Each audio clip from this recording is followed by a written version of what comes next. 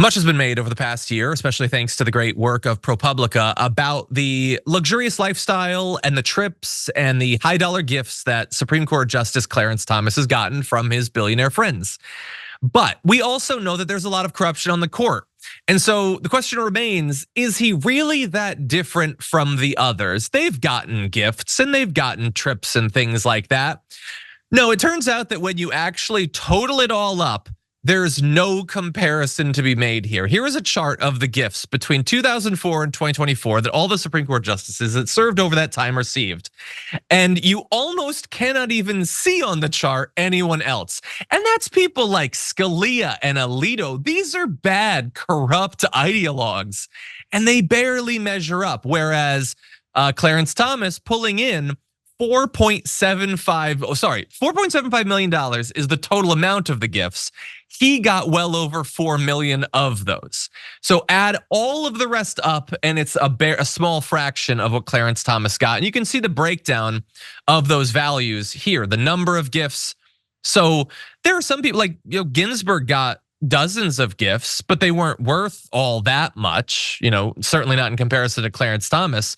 And it's just tons of money, 193. This is meals and lodging and flights. And then there are additional gifts that we don't know the value of, but they're estimated to be over 1.8 million additional dollars. And so like you take someone like Stephen Breyer, he got $15,000 worth of gifts over all of that time.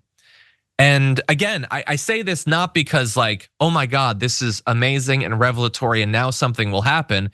It's already fairly clear that nothing will, but just a reminder of this is the sort of corruption that the rest of the Supreme Court is tolerating, that the Chief Justice has barely had anything to say about. They've set up some voluntary ethical guidelines that they can violate and nothing will happen.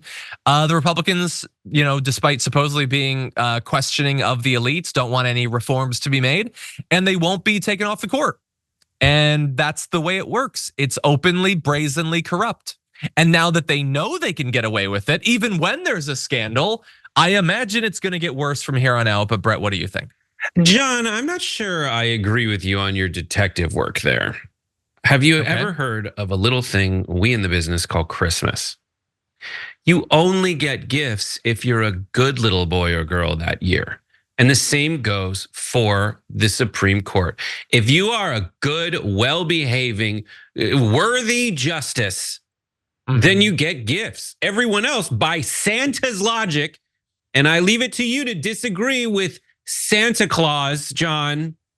According to Santa logic, he is the goodest justice out there. He is behaving well. Everyone else, all those lump of coal idiots, like even Souter Kavanaugh, Amy Coney Barrett, evil. Obviously, Kagan's not going to get any because of Judaism, but Gorsuch, Jackson, Rehnquist, Breyer, all these good Christians? No.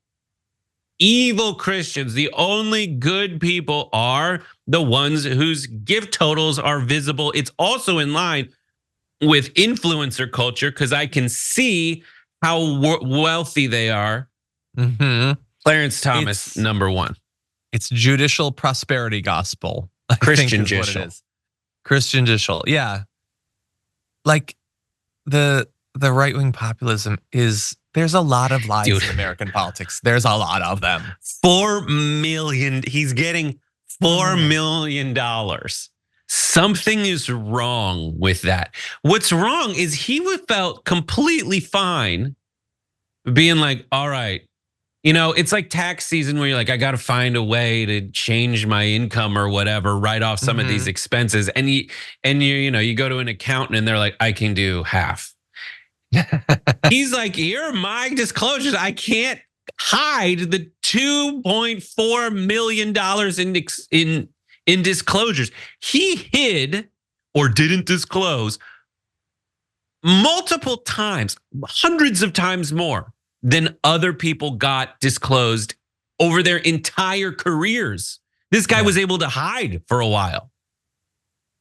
It's amazing. I will say, at least to his credit, I have been critical of late about some of the wealthiest people in society that have demonstrated in the way they act and the way they spend their time that apparently their money gives them no pleasure whatsoever. Elon Musk, Donald Trump, they don't seem to really particularly enjoy being rich or even exceptionally wealthy. Clarence Thomas seems to really enjoy the trips and the luxury and all that stuff. When was the last time you saw that Trump had bought something cool? Like he wears the same suits that he has for 20 years, eats the same stupid chocolate cake that he has for years. Clarence Thomas is living it up. So credit to him for that and literally nothing else.